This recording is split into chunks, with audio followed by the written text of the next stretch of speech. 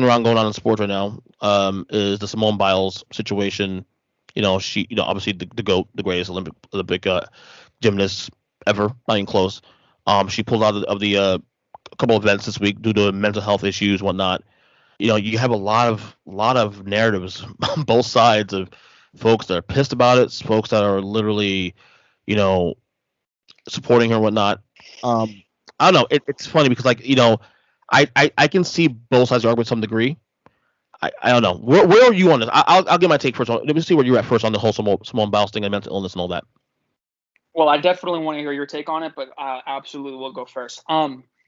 I don't know too much about the whole situation to offer a complete perspective on it. But what I do feel like, the number one thing I do feel like, what is owed to Simone Biles is just cutting her a little bit of slack.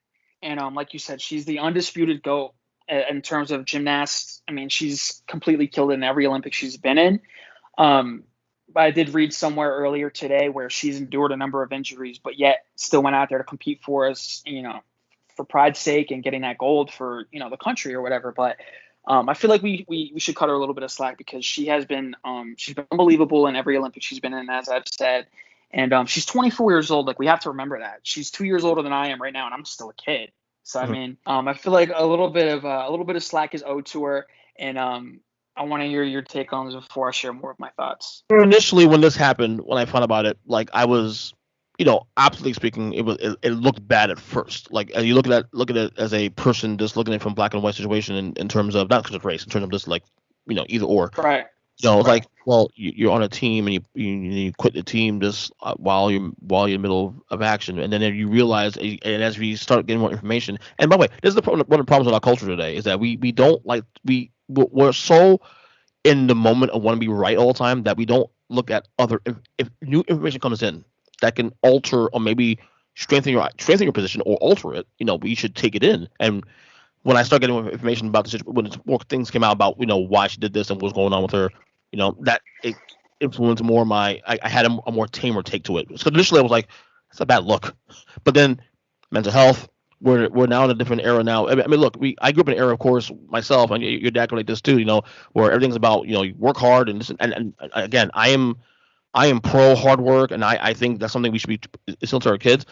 But this idea, and I did a podcast on this a couple episodes ago, like this idea of grind culture is overrated because I think, especially to me, grind culture is something that you can embrace depending on your situation.